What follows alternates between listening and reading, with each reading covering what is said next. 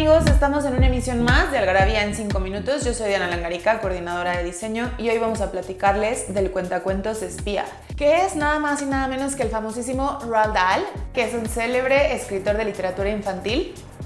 Tuvo una infancia muy perturbadora. Nació en Gales en 1916 y a los 3 años fue huérfano de padre.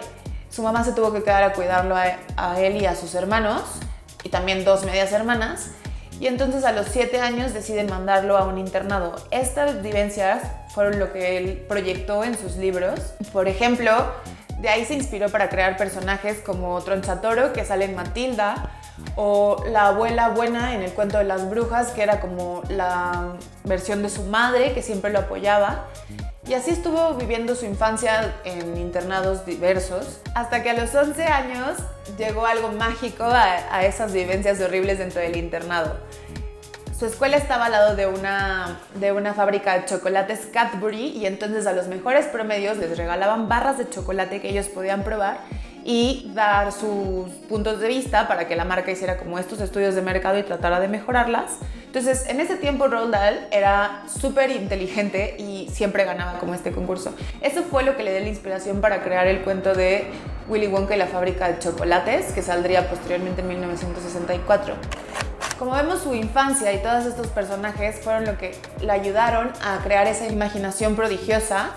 Todas estas enseñanzas, vivencias, están plasmadas en una autobiografía que tiene como su dosis de fantástica, que se llama Boy. Esta autobiografía solo forma parte los primeros años de su vida. Ya después sacaré otra autobiografía de adulto que se llamaba Going Solo, en la que habla de sus experiencias en la guerra. Al terminar sus estudios, Roald Dahl se une a una empresa petrolera llamada Shell. Con esta misma empresa se va a África, y si permaneció ahí solo era con el afán de conocer el mundo. Después de ahí se une a la Fuerza Aérea. Estuvo trabajando ahí varios meses y tuvo un accidente terrible en el que se quedó ciego e inmóvil y hospitalizado durante 7 meses. Este tiempo le sirvió para reflexionar y crear otros de sus personajes, como Jimmy y el durazno gigante.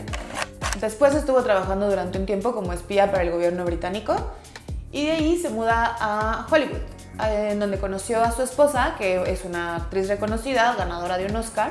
Con ella forma una familia, y a partir de ahí empiezan a tener varios hijos, y cambia como es la manera de escribir historias para niños. Él decía que se dio cuenta de este don cuando le platicaba las historias a sus hijos y veía que estaban como muy interesados en la forma en la que él se los contaba, en la historia, en qué iba a pasar después. Y bueno, se tuvo que hacer cargo de ellos porque uno de sus hijos nació con hidrocefalia y otro fue atropellado. Iba caminando con él en su carriola, lo atropellan, y entonces se quedó en cama durante mucho tiempo y sufrió un aneurisma. Después su esposa cae en cama por otra situación. Esto lo hizo estar muy apegado a ellos y entonces comprender esa visión infantil en la que los niños no son tontos. A partir de aquí empieza a hablar de temas como la burocracia, la opresión. Todos estos temas son tocados en todos sus libros y fueron criticados. Inclusive un tiempo fue como rechazado o negado en algunas escuelas de que no leyeran a Roald Dahl porque trataba de hacer a los niños pensar. Y creo como este lado contrario a las historias de cuentos de hadas, ¿no? O sea, no eran finales que uno se esperaba, eran situaciones reales que los niños tenían que vivir y que él había tenido que vivir tanto con su familia, sus hijos, su esposa, como cuando él era niño. Entonces era como crear este criterio, fortalecerlo y ayudar a los niños a ser personas razonables. Todos conocemos historias de Roald Dahl, ya sea que hemos leído los cuentos o hemos visto las películas, como por ejemplo Las Brujas, Matilda, Jimmy y el durazno gigante, Willy Wonka, La fábrica de chocolates, Daniel. O sea, hay un sinfín que fueron adaptadas después a películas por Disney y otras por unas productoras independientes. Su primera película fueron Los Gremlins. Roald Dahl muere en 1990, pero su legado es tan impresionante que el mundo del cine y de la literatura siguen volteando a verlo. Hay miles de adaptaciones a versiones infantiles ilustradas, películas, etc. Esto nos deja una reflexión de que no hay que subestimar el mundo de la literatura infantil y que nunca hay que dejar de leer libros para niños. Nos vemos en otra emisión más de Algarabía en 5 minutos. Adiós.